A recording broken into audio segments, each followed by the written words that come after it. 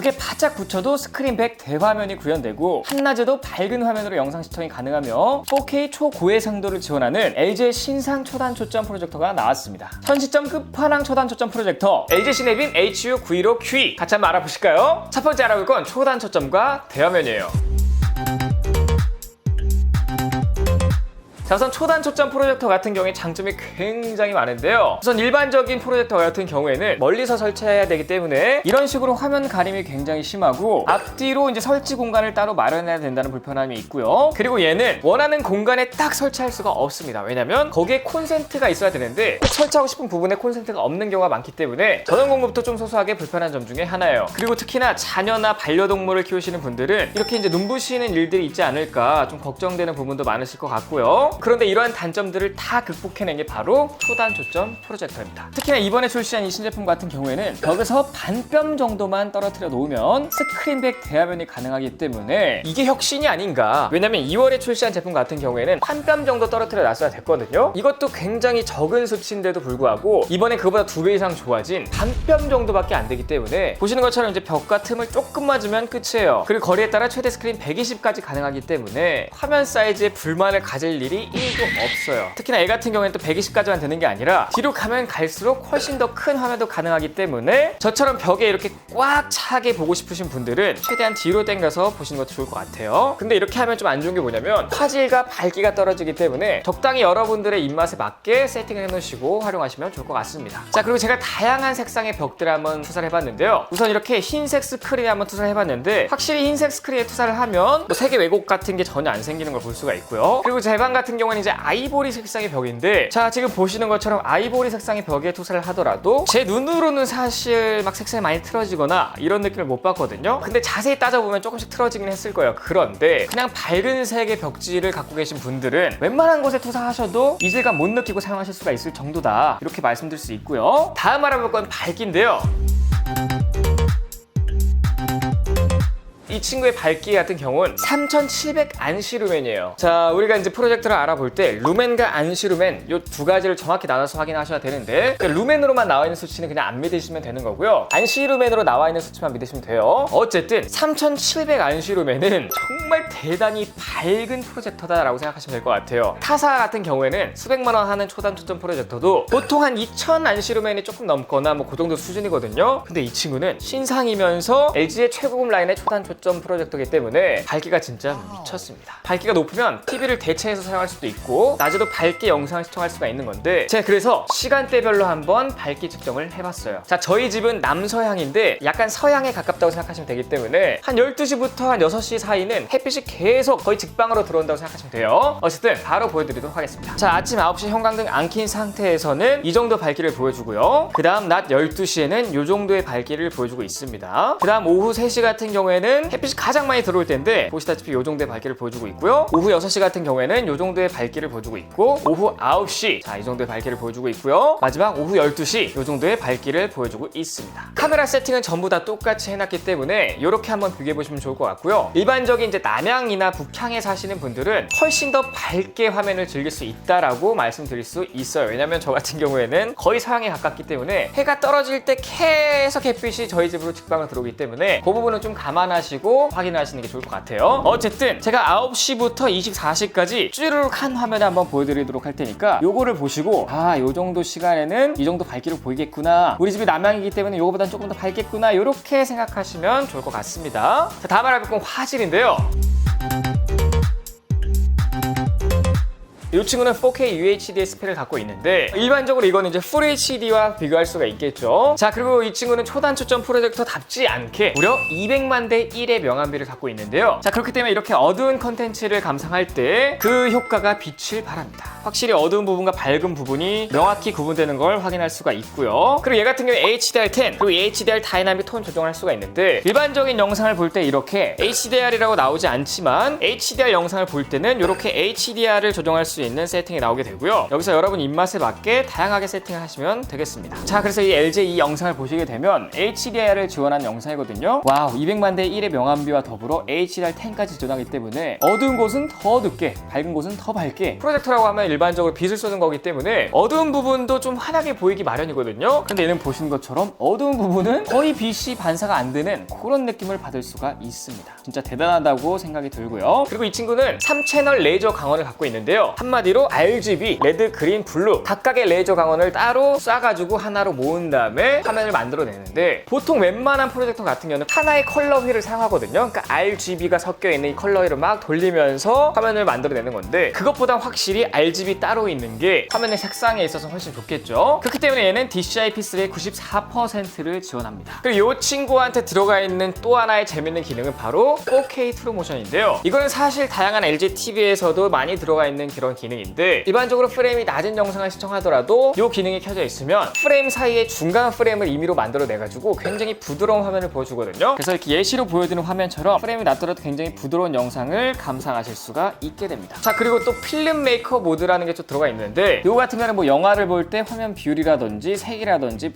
프레임 속도라든지 감독의 의도에 맞게 알아서 조정해주는 굉장히 똑똑한 기능이에요. 그리고 전작에서도 굉장히 칭찬을 많이 들었던 자동 밝기 최적화 기능, 이게 더 업그레이드가 되었는데요. 전작에는 이제 어댑티브 콘트라스트나 이제 앰비언트 센서가 굉장히 좀 호평을 받았는데, 이번에 여기에 추가로 아이리스 모드까지 들어가 있습니다. 그래서 뭐 더욱 섬세하게 최적의 화질을 구현할 수 있게끔 세팅이 되어 있다고 생각하시면 돼요. 자, 다음 알아볼 건 스피커인데요. 우리가 이제 홈시네마를 구축할 때는 큰 화면도 큰 화면이지만 스피커도 굉장히 중요하다고 말씀드릴 수가 있는데, 이 친구는 2.2채널 40W의 스피커가 들어가 있어요. 그래서 특히나 이제 방처럼 닫혀있는 공간에서 들으면 더욱 영화관 같은 그런 사운드를 들려줍니다. 자, 스피커 테스트 진행을 했었는데 바로 한번 들려드리도록 할게요.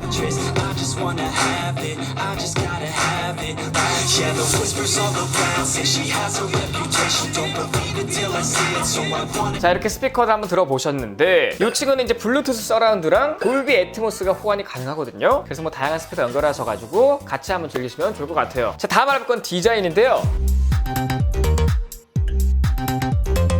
초단 초점 프로젝터의 최대 강점. 자, 이렇게 영상을 보다가 이제 영상을 안 본다? 그럼 이런 식으로 평상시에 벽을 굉장히 깔끔하게 유지할 수가 있습니다. 벽에 못질을 할 필요도 없고요, 구멍을 뚫을 필요도 없고요, 뭐 검은색 TV가 이제 붙어있는 것도 아니고요, 그냥 벽지 그대로를 느낄 수가 있어요. 뭐 전세 살거나 월세 사시는 분들 이사 갈 때도 굉장히 편하겠죠. 따로 설치가 필요하지 않다는 게 굉장히 큰 장점입니다. 그리고 전면에 보시는 이 패브릭 같은 경우에는 친환경 고품질 패브릭을 생산하는 크바드라트와 협업을 통해서 만든 그런 소재인데요. 그렇기 때문에 굉장히 고급스러운 모습을 볼 수가 있습니다. 어디에나 잘 어울리는 베이지 컬러이기 때문에 이렇게 봐도 예쁘고 저렇게 봐도 예쁘고 그냥 인테리어를 완성시켜주는 그런 디자인이라고 생각하시면 좋을 것 같습니다. 다음으로 알아볼 건 편의 기능인데요.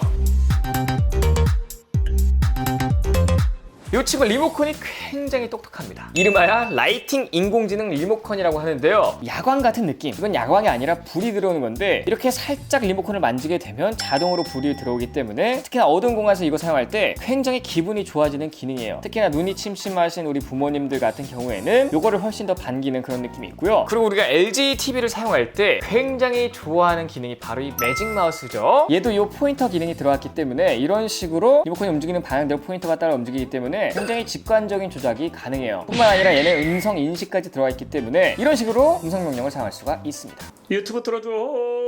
자, 그리고 우리한테 굉장히 익숙한 웹OS 6.0 요게 이제 들어왔기 때문에 넷플릭스나 유튜브, 디즈니 플러스, 뭐 애플 TV 등등 다양한 OTT 서비스를 별도 셋톱박스 연결 없이 사용 가능하고요. 뭐 스토어 같은 데 들어가셔서 게임 같은 거 까신 다음에 사용할 수도 있어요. 자, 그리고 얘는 굉장히 똑똑한 게 화면 공유 기능까지 들어가 있기 때문에 정말 이 스마트폰에 있는 화면을 굉장히 크게 볼 수가 있습니다. 자, 이런 식으로 에어플레이를 통해서 아이폰이랑 연결한 다음에 굉장히 크게 화면을 즐길 수가 있기 때문에 사용하시는 분들에 따라서 굉장히 다양한 것들을 활용할 수가 있을 것 같아요. 자, 그리고 제가 지금 보여드린 영상은 거실에 제가 DIY로 스크린을 설치하는 모습인데요. 저희 집 같은 경우에는 벽에 탁 붙어있는 시그니처 TV를 사용하고 있기 때문에 여기 위에다 그냥 스크린을 붙여버렸습니다. 자, 스크린을 붙인 상태에서 시네빔 프로젝터를 설치한 다음에 화면을 켰더니 평평하지 않기 때문에 당연히 울퉁불퉁하게 나오죠. 자, 그런데 이 친구는 4포인트, 9포인트, 최대 15포인트까지 화면 조정을 할 수가 있기 때문에 이런 식으로 굴곡이 있는 곳에 투사를 하더라도 어느 정도 반듯하게 만들 수가 있거든요. 자, 보시다시피 이렇게 정말 정말 말도 안 되게 울퉁불퉁한데도 불구하고 꽤나 반듯하게 설정이 되는 모습을 볼 수가 있습니다. 그러니까 이런 말도 안 되는 환경이 아니라 일반적인 환경에서는 웬만하면 사각형을 정확히 만들 수가 있다는 거예요. 자, 그 다음 제가 각종 테스트를 한번 진행해봤는데요.